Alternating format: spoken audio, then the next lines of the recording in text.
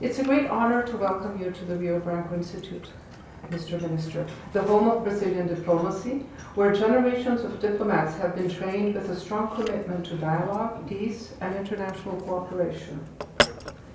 Brazil and Armenia share deep historical and cultural ties, built on mutual respect and a shared dedication to multilateralism. Over the years, our diplomatic relations have strengthened across various fields, from trade to education, from technological and technical cooperation to cultural exchanges. I hail the signing of the Memorandum of Understanding between this institute and your counterpart in Yerevan. I hope that a young Armenian diplomat can soon join us again in the near future. We already had one many years ago. Since the Portuguese language is a must to be able to fully comprehend and enjoy the experience of being here in this diplomatic academy, he or she must be able to speak Portuguese, but I am sure that will not be a hindrance at all. Even artificial intelligence can do the job these days. I am sure that you're also aware that the Brazilian Foreign Service has many diplomats ranging from ambassadors to third secretaries who are of Armenian descent. Though through law, they must be Brazilian born. So let us consider them as Armeno-Brazilians or Brazo-Armenians. We can take the choice. I take this opportunity to also commend Armenia's diplomatic efforts in seeking a lasting peace in the region. Through the conclusion of the historical peace agreement recently negotiated with Azerbaijan, the pursuit of stability through dialogue and negotiation is a principle that Brazil holds dear and firmly upholds, and we welcome initiatives that contribute to bilateral, regional, and global security.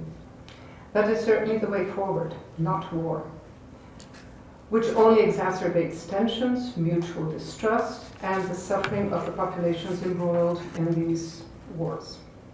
Your presence here today is an honor for us and underscores the importance of diplomatic exchanges in building a more just and balanced world. I am confident that your visit will further strengthen the ties between our nations, opening new opportunities for partnerships and cooperation. Thank you very much for addressing our students here today. And I would like to now give the floor to Ambassador Pitaluga to just say a few words before we... Since November 2017, there were no meetings in high level between Brazil and Armenia. That is a historical moment, a historical visit. Previously, we had important visits of high-level diplomats of Armenia. Honorable Director, Ambassador Gurgel Valenci da Costa, thank you very much for your nice introduction, ambassadors, ladies and gentlemen. It is an honor to address this esteemed audience at the Rio Bronco Institute, an institution known for its crucial role in shaping Brazil's diplomatic vision and its contribution to global discourse. I'm grateful for this opportunity to discuss with you the deepening ties between the Republic of Armenia and the Federative Republic of Brazil, reflect on the shared values and the promising future of our partnership, as well as to explore the role both our nations can play in advancing multilateral cooperation and sustainable development. And here it gives me particular pleasure to highlight that as a testament to our growing cooperation, a Memorandum of Understanding between the Rio Bronco Institute and the Diplomatic Academy of Armenia was signed yesterday by myself and Minister Vieira. Armenia's strategic outreach to South America, with Brazil as one of the key partners, is an important element of our foreign policy. In 2024 alone, we intensified exchanges with Argentina, Uruguay, Mexico, and Peru, culminating in high-level visits and political consultations. Last year, we opened the resident embassy in Montevideo while accrediting ambassadors across South America and the Caribbean. These steps reflect our commitment to a broader, more active presence. Our diplomatic journey began in 1991 when Brazil became one of the first Latin American nations to recognize Armenia's independence. This milestone was followed by another in 2006 when Brazil opened the first resident South American embassy in Yerevan, a gesture of commitment that Armenia reciprocated with our own resident embassy in Brasilia in 2010. Over these 34 years, our relationship has flourished into a rich mosaic of political dialogue, cultural exchange, and cooperation. Yet the roots of our connection stretch far deeper, woven by the Armenian-Brazilian Armeno-Brazils, yes? Brazo-Armenian community. Yeah, but I like it very much. Community that has thrived here since the late 19th century. This community, numbering around 40,000 today, has left a lasting mark on Brazil. From commerce to academia, culture to public service, Armenian Brazilians have consistently excelled. The blend of Armenian resilience and Brazilian vibrancy is a living bridge between Yerevan and Brasilia. Notably, Armenians have a substantial presence in Brazil's diplomatic service, with around 10 acting or retired Brazilian ambassadors of Armenian descent. Of course, at the heart of our partnership lie shared democratic values. Armenia and Brazil, with our robust civil societies, champion freedom, human rights, and the rule of law principles tested and reaffirmed through our respective journeys. Armenia's Velvet Revolution in 2018, a peaceful revolution that restored democratic governance, echoes Brazil's triumph over authoritarianism. This shared commitment to democracy drives our political dialogue, reinforced by frequent high-level exchanges, officials engaging across continents to deepen trust, mutual understanding, and cooperation across various domains. In both Armenia's National Assembly and Brazil's Congress, parliamentary friendship groups strengthen this bond, fostering closer cooperation and reflecting the enduring connection between our peoples. I want to also highlight that Brazil's delegation at the 2024 Yerevan Dialogue Forum brought fresh perspectives on governance and sustainability, while your robust participation in the organization of the American States, America's Competitiveness Exchange event in Armenia deepened our economic ties. These platforms highlight Brazil's role as a partner in fostering international discourse, an echo of the Rio Bronco Institute's own mission. Beyond diplomacy, culture weaves an unbreakable thread between us. Armenians have long admired Brazil's artistic heritage, its samba rhythms, carnival colors, and literary giants like Machado de Assis. In turn, Armenian traditions, our ancient manuscripts, haunting melodies, and resilient spirit have found an appreciative audience here. One of the standout moments was in 2024 when our embassy in Brasilia hosted a concert celebrating the 120th anniversary of Aram Khachaturian, Armenia's musical titan. His close ties with Claudio Santoro, Brazil's own compositional luminary, are a testament to the organic affinity between our peoples. Then there is football, a universal language that unites us with fervor. In the 90s, early 2000s, millennials, and today Armenian children and adults alike gathered around televisions cheering for Brazil's golden teams. Every World Cup victory imprinted Brazil into our collective imagination, a name synonymous with joy and excellence. This shared passion transcends borders, igniting conversations in Yerevan's cafes and Rio's streets alike. It's a reminder that our ties are not just institutional, but deeply human. Brazil is one of the largest economies in the world, while Armenia has demonstrated remarkable economic growth during recent years. There is a significant potential and mutual interest in expanding our bilateral trade. Connectivity is a vital component of trade. We support initiatives that enhance regional and intercontinental transport links. Armenia's strategic location at the crossroads of Europe and Asia presents unique opportunities for logistical and trade cooperation. While trade volumes remain relatively modest, we are committed to expanding commercial ties by facilitating direct business-to-business connections. In this context, cooperation between Enterprise Armenia and Apex Brazil represents a forward-looking step toward deeper economic engagement. High-tech, science, engineering, and R&D, tourism, agriculture, aviation, and space technologies, logistics stand out as particularly promising areas for partnership. Yesterday, with my colleague Minister Vieira, we had the opportunity to discuss concrete measures to activate economic cooperation between Armenia and Brazil in these key sectors. And finally, politics. Armenia and Brazil are both active and vocal participants in multilateral forums, including the United Nations, the Organization of American States, and other international organizations. Together, we have supported each other's candidacies and initiatives, demonstrating our shared commitment to promoting peace, democracy, and sustainable development on the global stage.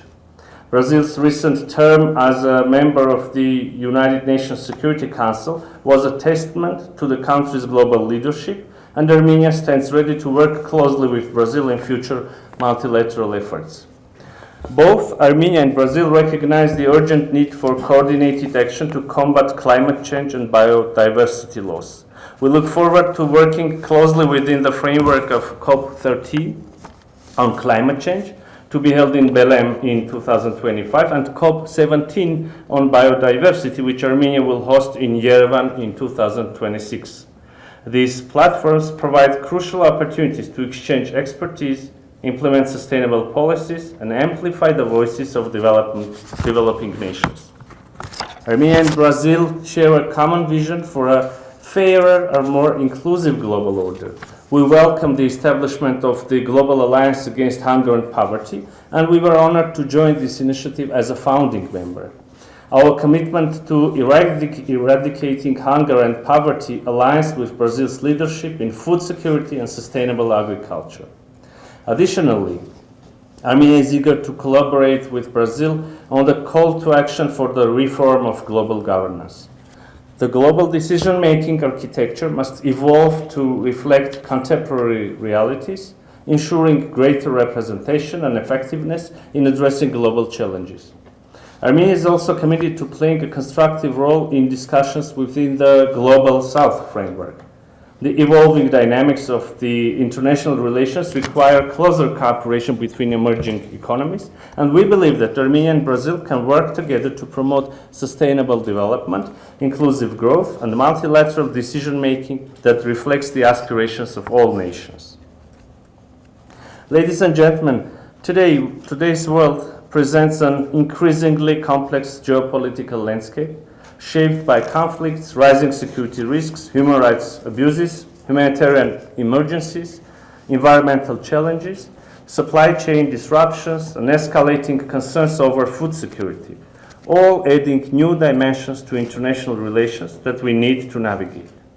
Yet, despite these formidable challenges and persistent security threats, Armenia remains steadfastly committed to building peace and prosperity in South Caucasus.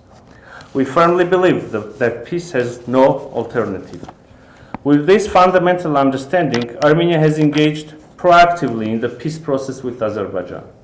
Today, we stand closer than ever to signing a peace treaty, one that will establish formal interstate relations based on mutual respect for sovereignty, territorial integrity, inviolability of borders, and commitment to refrain from the use or threat of force. Just last week, we registered a significant achievement in our negotiations. By agreeing to the most recent edition of the draft peace treaty, Armenia paved the way for the finalization of the text. Now the peace treaty is agreed upon and is ready for the signing.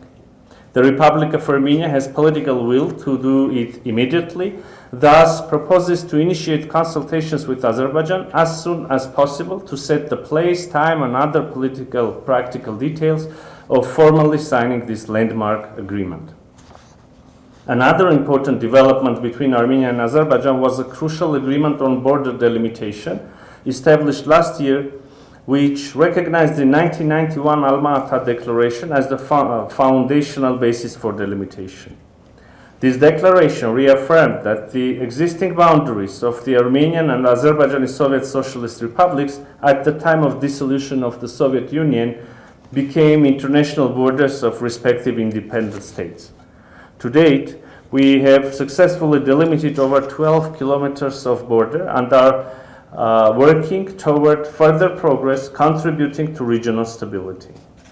In this comprehensive process of normalization, Armenia also put forward concrete and mutually beneficial proposals for unblocking regional transport infrastructure that simplifies border crossing procedures and uses additional measures to guarantee security of the goods. These proposals would allow both Armenia and Azerbaijan to transport goods via each other's railway networks, fostering sustainable economic cooperation. Our approach is reflected in the innovative Crossroads of Peace initiative, which has gained increasing recognition worldwide. This visionary project aims to unlock regional infrastructure, roads, railways, pipelines, cables, the electricity networks, based on the fundamental principles of sovereignty, national jurisdiction, equality, and reciprocity. Numerous nations, both within and beyond our immediate region, recognize the Crossroads of Peace as a vital link to their own transport and logistics plans, underscoring its far-reaching global influence. Despite this significant progress that we have achieved, it should be mentioned that inflammatory rhetoric from the Azerbaijani side continues, accompanied by the most recent Azerbaijani false accusations of ceasefire violations. I want to stress that these accusations are totally groundless, as evidenced also by the EU monitors deployed along our international border with Azerbaijan. Armenia has no reason to breach the ceasefire and has consistently advocated for a mechanism to investigate such claims, an initiative Azerbaijan has yet to respond to. Besides that, Armenia also put forward constructive initiatives on mutual arms control and verification measures. Regrettably, Azerbaijan has not responded to these proposals either. For lasting peace, Armenia and Azerbaijan must actively cultivate trust and dialogue, and for that, resolving outstanding humanitarian issues, including the release of Armenian prisoners of war and other detainees, as well as investigation of the fate of missing persons and enforced disappearances, will help. So I want to stress that the time for peace is now, and if Armenia's strong political will for stability and prosperity in the region is reciprocated, we will achieve the long-awaited and desired peace. Aiming to build security and foster cooperation in our region, Armenia is equally committed to normalizing relations with Turkey, a process we view as critical to regional peace and long-term stability. Some tangible progress is already registered with the establishment of direct flights and lifting of restrictions on air cargo transportation. Armenia also has completed construction and technical preparations at the Markara border crossing point with Turkey, which is now fully covered, served by the Armenian respective service. This crossing has already been opened occasionally during recent years for humanitarian purposes. High-level dialogue continues, including meetings with the Prime Minister of Armenia and the Turkish President, as well as my discussions with the country's Foreign Minister. We firmly believe that full normalization, establishing diplomatic relations and opening borders would unlock significant opportunities for both our countries and the wider region. Turning to our broader regional relations, I must highlight our deep and continuously evolving partnerships with Georgia and Iran. In 2024, we formally elevated our partnership with Georgia to a strategic level, reflecting the already robust nature of our ties. With Iran, our cooperation continues to flourish dynamically. Key infrastructure projects underscore our firm commitment to enhancing regional connectivity. Iran's consistent support for Armenia's territorial integrity and border inviolability is very important for us. Armenia is also actively strengthening its strategic relations with the United States and the European Union. 2 months ago, we signed the Comprehensive Strategic Partnership Charter with the United States, marking a historic milestone in our collaboration. A relationship that continues to thrive under the new US administration, as evidenced by ongoing constructive engagements on high-level officials. With the European Union, we are currently negotiating a new ambitious partnership agenda that reflects the growing momentum in our relationship. Once completed, it will bring Armenia even closer to the European Union and the broader European community, aligning perfectly with the aspirations of the people of Armenia. The EU's civilian mission in Armenia, deployed along our border with Azerbaijan until 2027, has played a crucial stabilizing role in border regions, effectively mitigating escalation risks. Additionally, the EU's landmark decisions in July 2024 to provide support to Armenia under the European Peace Facility and initiate visa liberalization talks mark a significant step forward in our evolving partnership.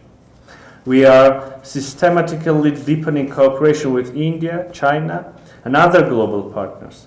Before coming here, my previous visit was to New Delhi, where we discussed the vast potential in further strengthening the strategic ties between Armenia and India.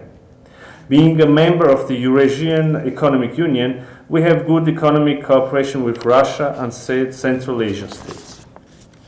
In essence, Armenia pursues a foreign policy that is both strategically balanced and proactively engaged, one that seeks to maintain regional stability while expanding meaningful opportunities for our nation and the wider region.